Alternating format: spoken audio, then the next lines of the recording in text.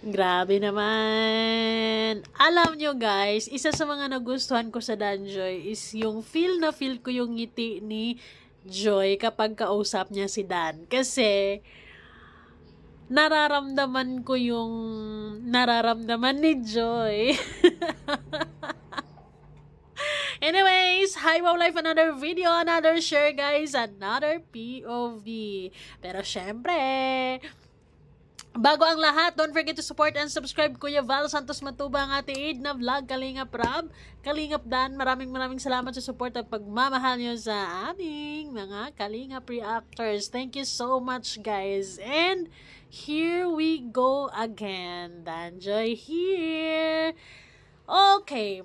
May isang comment na sabi niya, bata pa po si Joy para sa love, lalo na po at pinapaaral pa po siya ng kalingap.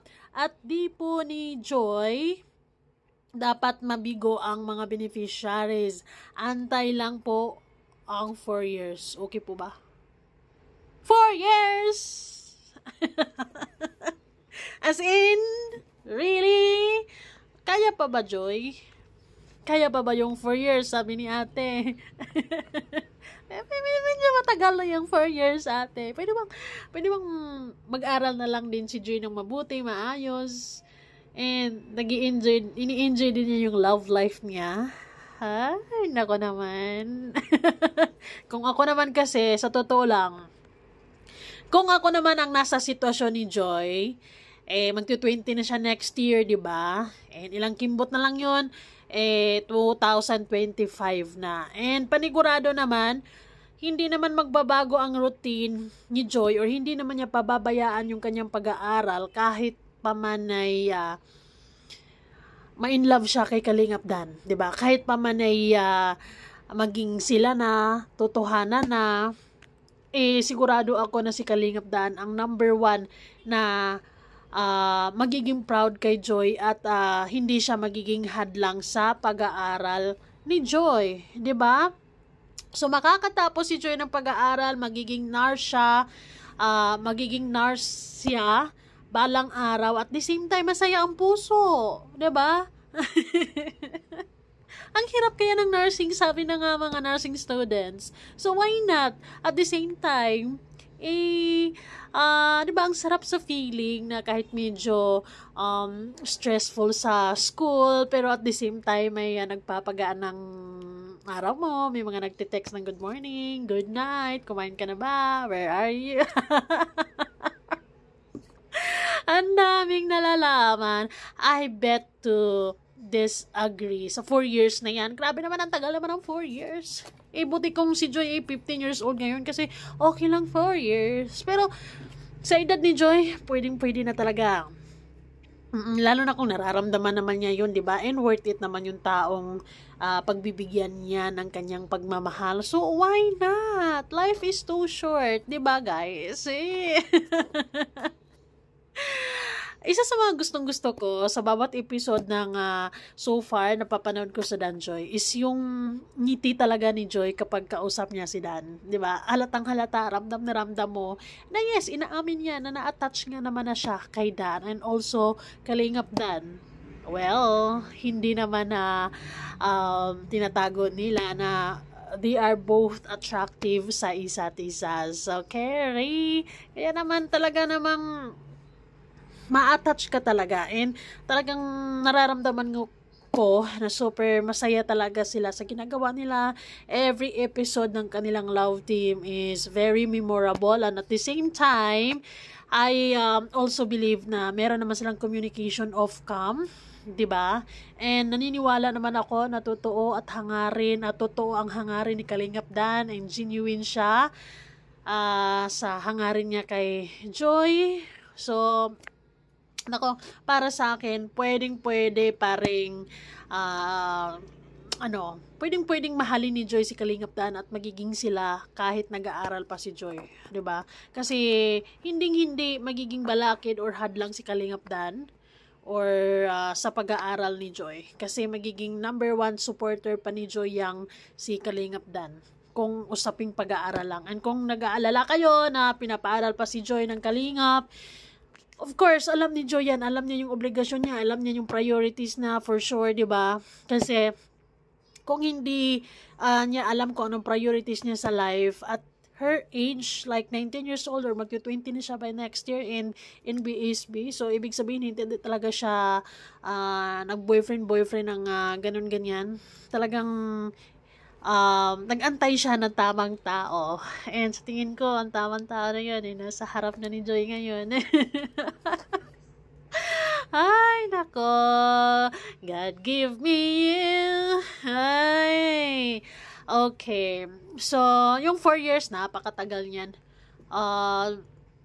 Para sa akin, pwedeng-pwede na maging sila kahit nag-aaral pa si Joy. At sa edad ni Joy, pwedeng-pwede na talagang mag-boyfriend. Pwedeng-pwede na talagang ma-experience ang mga pagmamahal na ganyan, di ba? Sinasayang pa ba yung mga ganyang pagmamahal kung ganyan naman kagwapo?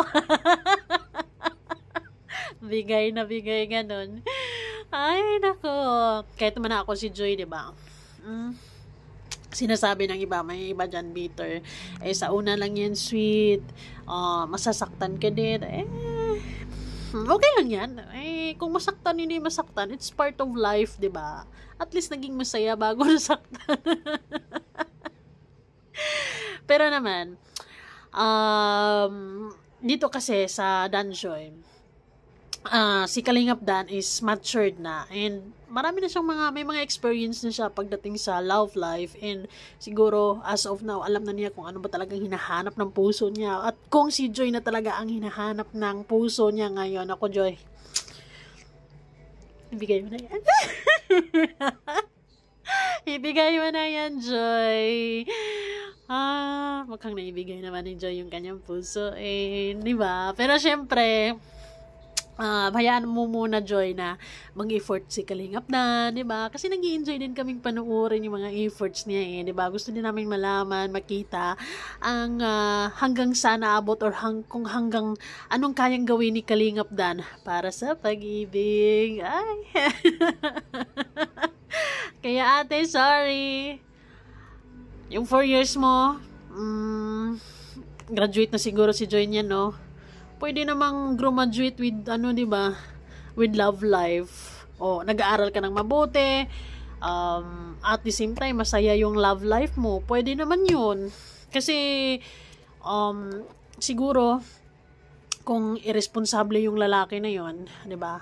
At alam mo na walang patutunguhan or tambay lang yung lalaki na yon, 'di ba? Siguro iisipin natin yan ay baka mag-aral mo na ako dahil baka kung anong mangyayari ganun. Pero Kalingap Dan na yan eh.